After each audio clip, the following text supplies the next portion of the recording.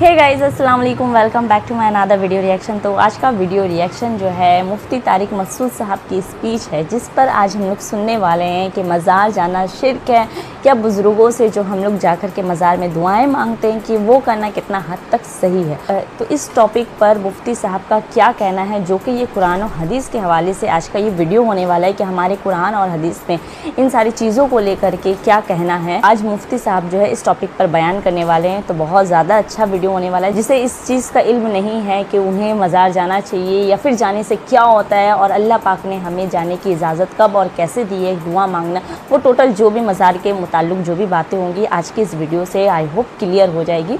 तो उसके लिए हम सबको पहले वीडियो को देखना पड़ेगा, उसके बाद जो है सारी चीज़ों का इल्म हम लोगों को हासिल होगा।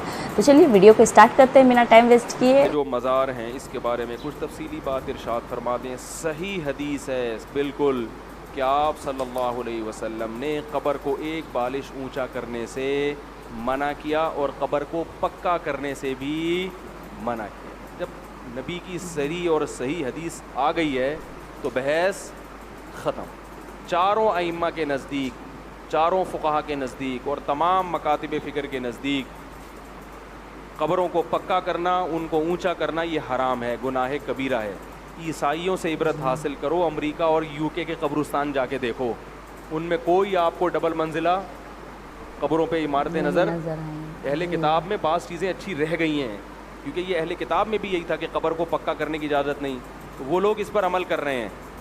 आप देखो अमेरिका और लंदन के कब्रिस्तानों का यूट्यूब पे विज़िट करो तो आपको सादा कब्रें नज़र आएंगी, और पाकिस्तान लिखोगे तो आपको कब्र कम और वो कोई बिल्डिंग ज़्यादा नज़र आएगी वो, और उसमें बाज़ दफ़ा मुर्दा भी नहीं होता अंदर, और बाज़ दफ़ा आदमी नहीं होता, पता नहीं कौन होता है। कोई चरसी हीरोइन ची मरता है, उसकी कब्र पे बना लेते हैं अजीब अजीब। मैं भी थाईलैंड से होकर आया हूँ ना, वहाँ मैंने बुत परस्ती देखी, तो बुतों के बारे में वहम है कि ये यूँ कर देगा, ये यूँ कर देगा, तो मुझे ख्याल हुआ कि जैसे इनके पास इन बुतों के बरहक होने की कोई दलील नहीं है, तवहुमात हैं, ऐसे ही हमारे पास मज़ार परस्ती और इन रूहानी टोपी ड्रामों के बरहक होने की कोई दलील नहीं है, सिर्फ तवहुमात हैं। वो तवहुमात क्या हैं? हिंदुओं का नतीजा है कि हमने फ़लाँ भगवान की मन्नत मानी थी, हमारा फ़लाँ काम हो गया था। बाज़ दफ़ा काम हो भी जाता है ना, तो उनके पास ऐसे कुछ वाक़यात होते हैं, वो वाक़यात लोगों को सुनाते हैं, लोग यकीन कर लेते हैं। हमारे यहाँ भी जो रूहानी टोपी ड्रामे मार्केट में चल रहे हैं, इनके पास भी वाक़यात की एक फहरिस्त होती है, फ़लाँ आया था, मैंने फ़लाँ वजीफ़ा बताया था, उसका फ़लाँ काम हो गया था। तो अल्लाह ने भगवान के जो पत्थरों के बने हुए बुत हैं, उनके बातिल होने की दलील में ये नहीं कहा कि इनसे तुमने फ़लाँ मौके पे मदद मांगी थी और काम हो गया था, बल्कि अल्लाह ने कहा कि तुम कितनी चीज़ें इनसे मांगते हो वो पूरी नहीं होती। एक दलील ये दी, अलहुम अर्जुलुन यमशून बिहा, क्या इनके पाँव हैं जिससे चल सकते हैं? यानी अल्लाह ने बताया कि ये अपना काम नहीं बना सकते तो तुम्हारा कहाँ से बनाएंगे? लिहाजा जो काम तुम्हारे हो गए वो इन्होंने नहीं किए, वो किसने किए हैं? अल्लाह ने किए, और इनकी वजह से नहीं कि वो ऐसे ही गरीबी में कुछ काम हो जाते हैं। ऐसे ही रूहानी टोपी ड्रामे के से किसी को फ़ायदा हो गया तो ये मत देखो फ़ायदा ही फ़ायदा वैसे ही होना था।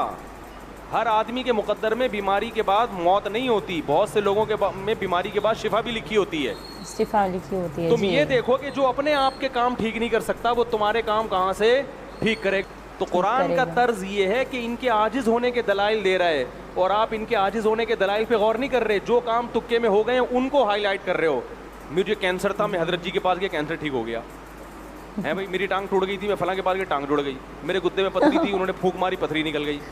अरे अगर पथरी निकल रही होती, ठीक है निकल गई आपकी, मानता हूँ, इनकी फूंक से नहीं निकली, वैसे निकली है। हर एक की पथरी ने अंदर रहना नहीं होता, नहीं होता। तो यही वो तवहुम परस्ती है जिसकी वजह से शिर्क आया है। फलां ने बुत के सामने झुका था, उसकी शादी हो गई, उसके बच्चा हो गया। फलां मज़ार पे गया था दाता दरबार के, तो देखो उसके औलाद हो गई, इसका मतलब मज़ारों से भी होता है।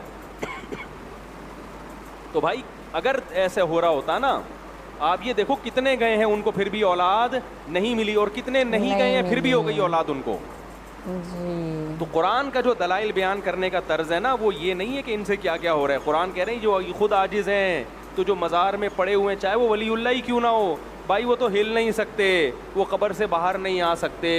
वो मैंने बताया था ना एक वाक़या, एक फालिज ज़दा आदमी का फ़ोन आया मेरे पास, آدھا دھڑ اس کا کیا ہے؟ فالج.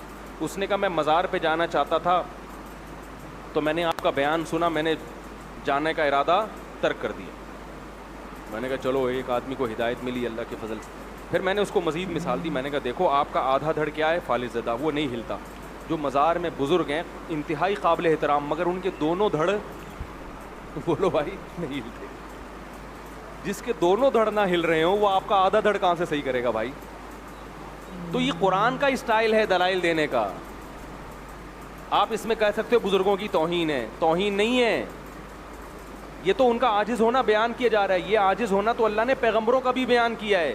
عیسائی حضرت عیسیٰ کو اللہ کا رب مانتے ہیں نا, اپنا رب مانتے ہیں نا. اللہ نے کہا عیسیٰ ابن مریم کھانا کھاتے تھے, جو روٹی اور کھانے کا محتاج ہے وہ خدا کہاں سے ہو سکتا ہے؟ تو کیا یہ عیسیٰ علیہ السلام کی توہین کر دی اللہ نے؟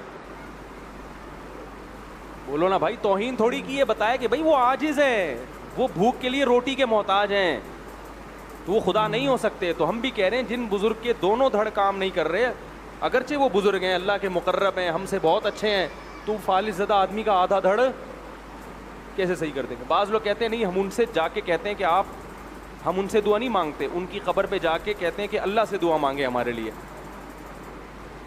کس سے دعا مانگے؟ اللہ سے. تو سوال پیدا ہوتا ہے کہ کیا اسلاف میں یہ طریقہ تھا؟ نمبر ایک, کیا یہ بات درست ہے کہ آپ قبر میں جا کے جب ان سے کہیں گے کہ اللہ سے دعا مانگے تو اس کی کیا دلیل ہے کہ وہ آپ کی یہ پکار سنیں گے؟ قرآن تو کہہ رہا ہے انک لا تسمع الموتى, تم مردوں کو سنا نہیں سکتے. اب یہ مردوں والا مسئلہ آ جائے گا, اس پہ کلپ بازی شروع میرے خلاف. قرآن کیا کہہ رہا ہے؟ تم مردوں کو سنا نہیں سکتے. میرا یہ نظریہ کہ مردے نہیں سنتے, اگر کسی کا نظریہ سنتے ہیں تو بھائی اس کا ہوگا. بعض اکابر اس طرف گئے ہیں کہ سنتے ہیں, ان کے بھی اپنے دلائل ہیں, لیکن مجھے جو دلائل سے جو بات صحیح میں وہ بیان کر رہا ہوں. کسی کی شان میں توہین نہیں کر رہا, کیونکہ قرآن کی اتنی واضح نص موجود ہے اس بارے میں کہ آپ مردوں کو سنا نہیں سکتے. بعض کہتے ہیں ہم سنا نہیں سکتے, لیکن اس قرآن میں یہ کہا کہ وہ سن نہیں سکتے.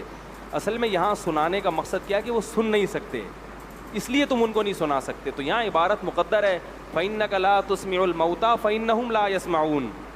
تم ان کو سنا اس لیے نہیں سکتے کہ ان میں سننے کی صلاحیت ختم ہو گئی ہے. تو اصل میں قرآن یہ بتانے کے لیے چاہ رہا ہے کہ مردوں میں سننے کی صلاحیت ہے ہی نہیں, کیونکہ آگے آتا ہے لا تہدی العمیٰ, تم اندھوں کو راستہ دکھا نہیں سکتے.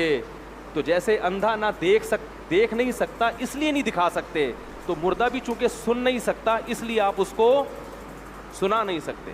بالکل نص ہے یہ قرآن کی, بالکل واضح. اب تو عجیب ہو رہا ہے, بعض لوگوں نے مردوں کو قبروں سے دکھانا بھی شروع کر دیا.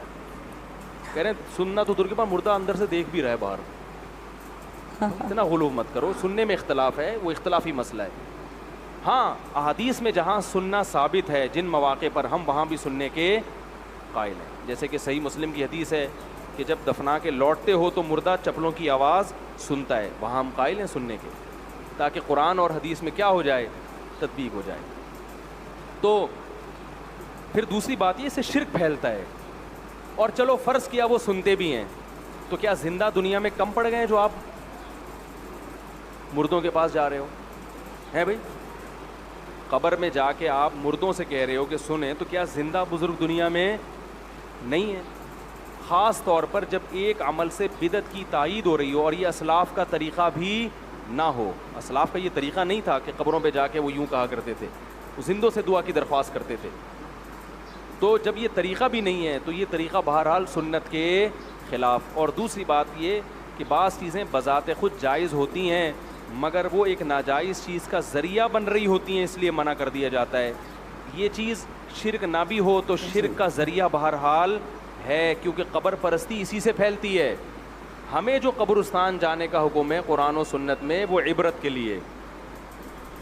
وہ کس کے لیے؟ کہ بھئی آج یہ چلے گئے, کل ہم نے بھی جانا ہے. فزورها فإنها تذکر الآخرہ. آپ صلی اللہ علیہ وسلم نے فرمایا قبر کی زیارت کرو اس لیے کہ وہ آخرت کو یاد دلاتی ہے. اس لیے بھائی ان چکروں میں نہیں پڑنا چاہیے, بزرگوں کا احترام کریں, ان کے لیے دعائیں کریں. اور مزاروں پہ, ویسے قبرستان جائیں, مزاروں پہ اسپیشلی نہ جائیں, کیونکہ مزاروں پہ ہلا گلا ہوتا ہے, دھوم دھڑکا ہوتا ہے, تو آپ کے جانے سے مجمع بڑھے گا اور بدعت کی تائید ہوگی. آپ صلی اللہ علیہ وسلم نے فرمایا میرے دنیا سے جانے کے بعد میری قبر کو عید گاہ مت بنانا. میلے ٹھیلے ہوتے ہیں نا, تو جیسے نبی کی قبر کی حفاظت ضروری ہے کہ عیدگاہ نہ بنایا جائے، ایسے ہی بزرگوں کی قبر کی حفاظت بھی ضروری ہے کہ ان کو عیدگاہ نہ بنائے. کسی نے زیارت کرنی ہے بس جائے، بزرگ کے لیے دعا مانگے اور پتلی گلی سے نکل لے وہاں سے بس. جیسے ہم نبی کی قبر پہ جاتے ہیں، آپ صلی اللہ علیہ وسلم پر صلاۃ والسلام پڑھا اور نہیں بھی پتلی گلی سے نکلتے تو ہمیں پتلی گلی سے شرطا نکال دیتا ہے. اگر وہاں شرطے نہ ہوتے تو وہ جگہ بھی عیدگاہ بن جاتی. ایک میلے ٹھیلے لگے ہوتے، ایک پروگرام چل رہے ہوتے باقاعدہ، جیسے ہمارے ڈاکٹر صاحب کے پروگرام چلتے ہیں 15ویں شعبان کو.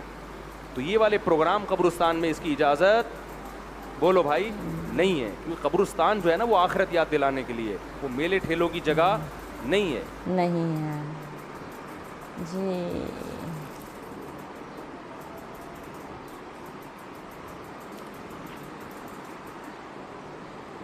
مفتی صاحب کی جو بیانات ہوتی ہے نا، اس کی جتنی بھی تعریف کی جائے وہ کم ہے، کیونکہ ان کی بیانات سن کر کے نا لوگ جو نہیں بھی ماننا چاہیں گے ان ساری چیزوں کو، وہ جو ہے اچھے طریقے سے سمجھ جاتے ہیں کہ انہیں کیا کرنا ہے اور کیا نہیں. تو آئی ہوپ آپ کو اس ویڈیو سے سمجھ میں آیا ہوگا کہ کس چیز کو ہم لوگوں کو فالو کرتے ہوئے جانا ہے. اور انہوں نے جو بتائی ہے وہ ساری چیزیں حدیث سے متعلق ہو کر کے بتائی کہ ہمارے قرآن اور حدیث کیا کہتے ہیں ان ساری چیزوں کو، ان ساری باتوں پر. تو آئی ہوپ یہ چیز جو ہے آپ لوگ سمجھیں کہ مزار جانا، قبرستان جانا وہ جو ہے ہمیں آخرت کی یاد دلاتی ہے، نہ کہ وہاں جا کر کے ہم لوگ اپنے لیے دعا کریں کہ یا آپ اللہ سے گزارش کریں کہ ہمیں یہ چیز دلا دے. نہیں، اللہ سے صرف کانٹیکٹ ہم اور اللہ کے بیچ میں. اللہ نے ہمارے بیچ میں کسی کو، اللہ اور ہمارے بیچ میں اللہ پاک نے کسی تیسرے مخلوق کو نہیں رکھا ہے.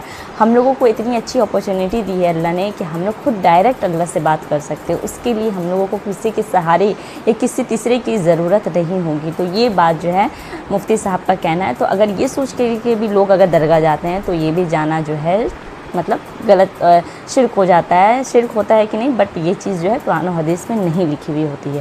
اور دوسری بات جو ہے آپ جائیں، دعا کریں ان بزرگوں کے لیے جو وہاں لیٹے ہوئے ہیں. قبرستان جو ہے وہ وہاں بھی جانا ضروری ہوتا ہے، کیونکہ قبرستان جو ہے ہمیں آخرت کی یاد دلاتی ہے.